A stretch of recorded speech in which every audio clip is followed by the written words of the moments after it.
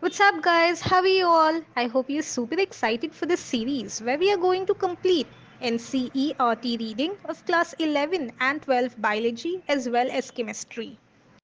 Please do comment down below if you want me to do physics as well. As of now, our first target is class 11 biology. So, invite your friends, like, share, and subscribe. And now let's not waste any more time and get started with the chapter.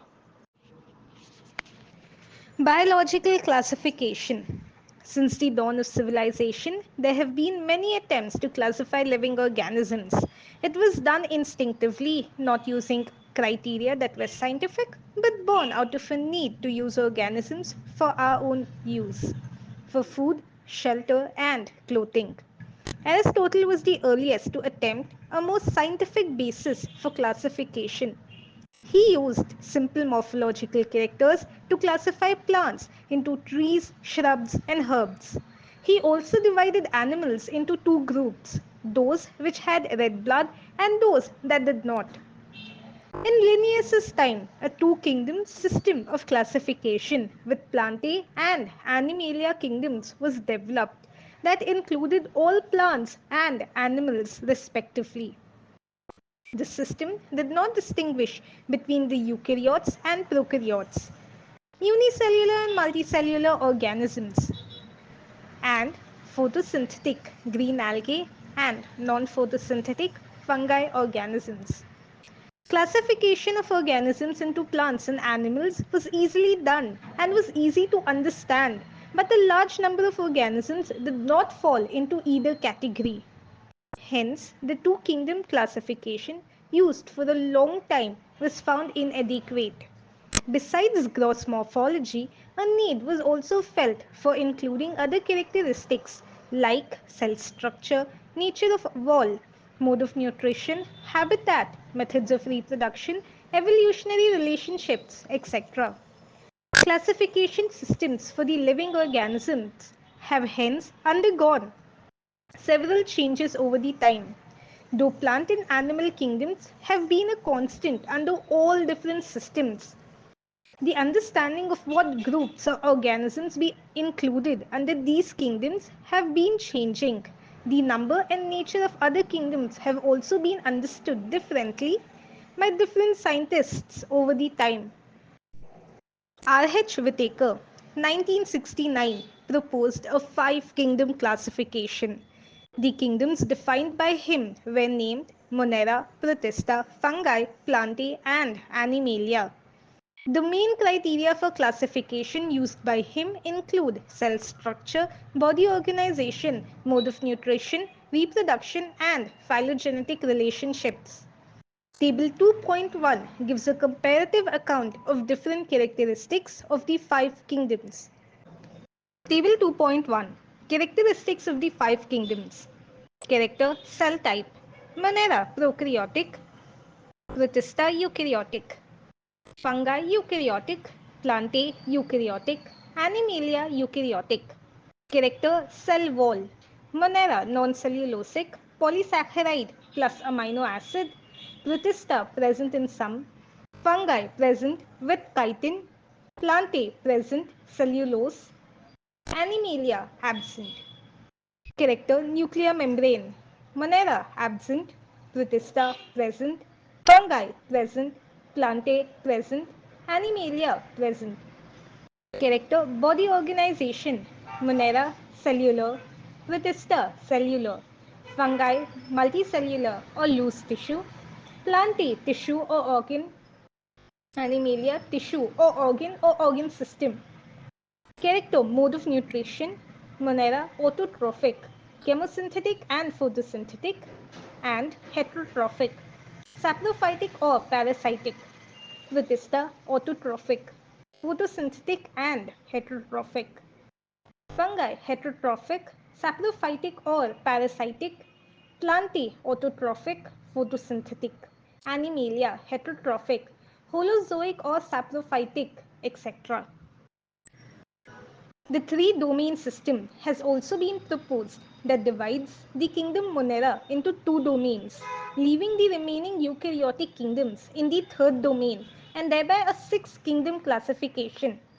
You will learn about this system in detail at higher classes. Let us look at this five-kingdom classification to understand the issues and considerations that influence the classification system.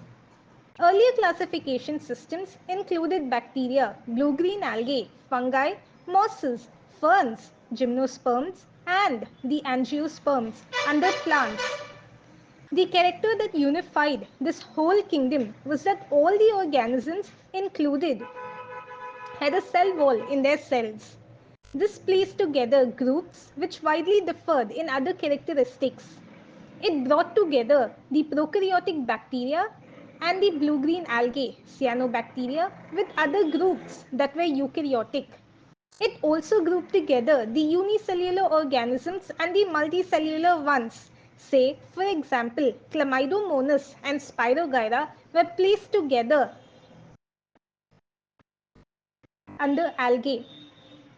The classification did not differentiate between the heterotrophic group fungi and the autotrophic green plants, though they also showed a characteristic difference in their wall composition. The fungi had chitin in their walls, while the green plants had a cellulosic cell wall. When such characteristics were considered, the fungi were placed in a separate kingdom, kingdom fungi. All prokaryotic organisms were grouped together under kingdom Monera, and the unicellular eukaryotic organisms were placed in kingdom Protista. Kingdom Protista has brought together Chlamydomonas, chlorella, earlier placed in algae with plants and both having cell walls, with Paramecium and amoeba, which were earlier placed in the animal kingdom, which lack cell wall. It has put together organisms which, in earlier classifications, were placed in different kingdoms. This happened because the criteria for classification changed. This kind of changes will take place in future too, depending on the improvement in our understanding of characteristics and evolutionary relationships. Over time, an attempt has been made to evolve a classification system which reflects not only the morphological, physiological, and reproductive similarities, but is also phylogenetic, that is, based on evolutionary relationships. In this chapter, we will study characteristics of kingdom Monera, Protista, and fungi of the Whittaker system of classification. The kingdoms Plantae and Animalia, commonly referred to as plant and animal kingdoms respectively, will be dealt separately in chapter 3 and 4. Kingdom Monera. Bacteria are the sole members of the kingdom Monera. They are the most abundant microorganisms. Bacteria occur almost everywhere. Hundreds of bacteria are present in a handful of soil. They also live in extreme habitats such as hot springs, deserts, snow, and deep oceans where very few other life forms can survive. Many of them live in or on other organisms as parasites. Bacteria are grouped under four categories based on their shape. The spherical coccus, plural cocci. The rod-shaped bacillus, plural bacilli. The comma-shaped vibrium, plural vibrio. And the spiral, spiralum, plural spirala. Figure 2.1. Bacteria of different shapes. Cocci, bacilli, spirala, and vibrio. Though the bacterial structure is very simple, they are very complex in behavior. Compared to many other organisms, bacteria as a group show the most extensive metabolic diversity. Some of the bacteria are autotrophic, that is, they synthesize their own food from inorganic substrates. They may be photosynthetic autotrophic or chemosynthetic autotrophic. The vast majority of bacteria are heterotrophs. That is, they depend on other organisms or on dead organic matter for food. Archaebacteria. These bacteria are special since they live in some of the most harsh habitats, such as extreme salty areas, halophiles, hot springs, thermoacidophiles, and marshy areas, methanogens. Archaebacteria differ from other bacteria in having a different cell wall structure, and this feature is responsible for their survival in extreme conditions. Methanogens are present in the gut of several ruminant animals such as cows and buffaloes, and they are responsible for the production of methane, biogas, from the dung of these animals. Eubacteria. There are thousands of different eubacteria or true bacteria. They are characterized by the presence of a rigid cell wall and, if motile, a flagellum. The cyanobacteria, also referred to as blue-green algae, have chlorophyll A similar to green plants and are photosynthetic autotrophs. The cyanobacteria are unicellular, colonial or filamentous, freshwater or marine or terrestrial algae. The colonies are generally surrounded by gelatinous sheet. They often form blooms in polluted water bodies. Some of these organisms can fix atmospheric nitrogen in specialized cells called heterocysts. Example, nostoc and anabina. Chemosynthetic autotrophic bacteria oxidize various inorganic substances such as nitrates, nitrites, and ammonia and use the released energy for their ATP production. They play a great role in recycling nutrients like nitrogen, phosphorus, iron, and sulfur. Heterotrophic bacteria are most abundant in nature. The majority are important decomposers. Many of them have a significant impact on human affairs. They are very helpful in making curd from milk, production of antibiotics, fixing nitrogen in legume roots, etc. Figure 2.2. A filamentous blue-green algae, nostoc. Heterocyst, mucilaginous sheet. Some are pathogens causing damage to human beings, crops, farm animals, and pets. Cholera, typhoid, tetanus, citrus canker are well-known diseases caused by different bacteria. Bacteria reproduce mainly by fission. Figure 2.3. Sometimes under unfavorable conditions, they produce spores. They also reproduce by a sort of sexual reproduction by adopting a primitive type of DNA transfer from one bacterium to the other. The mycoplasma are organisms that completely lack a cell wall. They are the smallest living cells known and can survive without oxygen. Many mycoplasma are pathogenic in animals and plants. Figure 2.3, a dividing bacterium. Cell wall, cell membrane, DNA. Kingdom Protista. All single-celled eukaryotes are placed under Protista, but the boundaries of this kingdom are not well defined. What may be a photosynthetic protist to one biologist may be a plant to another. In this book, we include chrysophytes, dinoflagellates, euglenoids, slime molds, and protozoans under Protista. Members of Protista are primarily aquatic. This kingdom forms a link with the others, dealing with plants, animals, and fungi.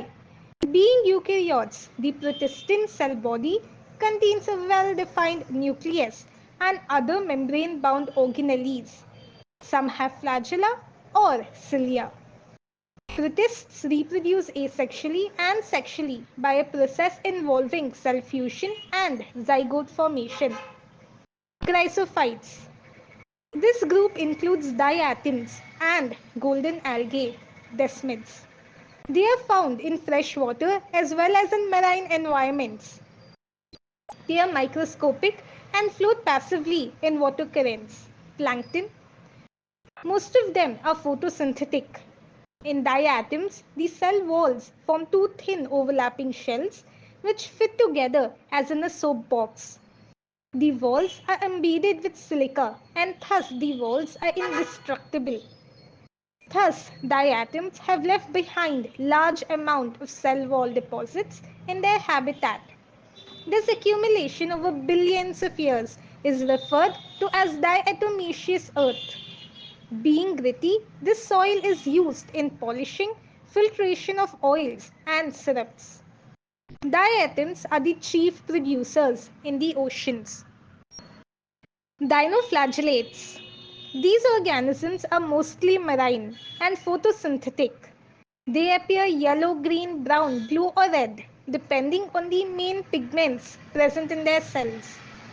The cell wall has stiff cellulosic plates on the outer surface.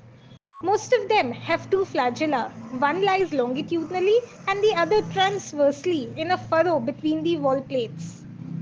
Very often, red dinoflagellates, example Goni or lax, undergo such rapid multiplication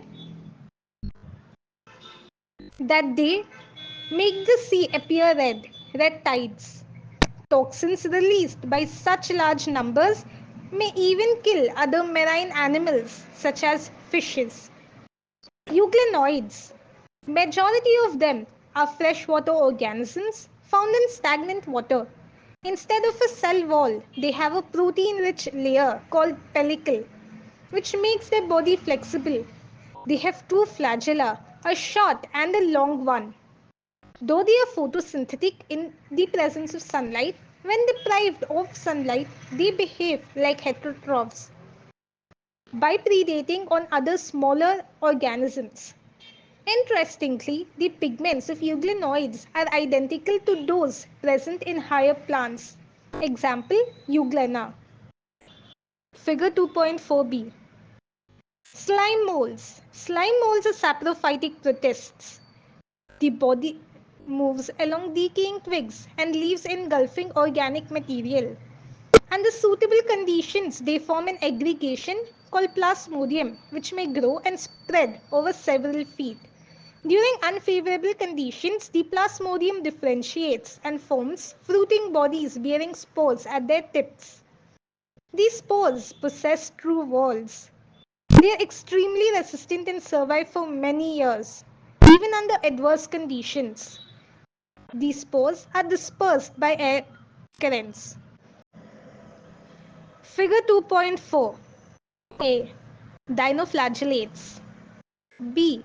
Euglena. C. Slime mold. D. Paramecium. Protozoans. All protozoans are heterotrophs and live as predators or parasites. They are believed to be primitive relatives of animals. There are four major groups of protozoans: amoeboid protozoans, flagellated protozoans, ciliated protozoans, and sporozoans. Amoeboid protozoans. These organisms live in freshwater, seawater, or moist soil. They move and capture their prey by putting out pseudopodia, false feet, as in amoeba. Marine forms have silica shells on their surface. Some of them, such as enter-amoeba, are parasites. Flagellated protozoans. The members of this group are either free-living or parasitic. They have flagella. The parasitic forms cause diseases such as sleeping sickness. Example, trypanosoma. Ciliated protozoans. They are aquatic, actively moving organisms because of the presence of thousands of cilia. They have a cavity, gullet, that opens to the outside of the cell surface. The coordinated movement of rows of cilia causes the water laden with food to be steered into the gullet. Example, paramecium. Sporozoans. This includes diverse organisms that have an infectious spore-like stage in their life cycle. The most notorious is Plasmodium, malarial parasite which causes malaria, a disease that has a staggering effect on human population. Awesome guys, so this marks the end of the first section of the chapter. I hope you liked the video and do not forget to watch the next part of the chapter. You will find its link in the description box. Please share your thoughts in the comment section and don't forget to like, share and subscribe. Let's meet next Friday to continue the series with a new chapter. Bye.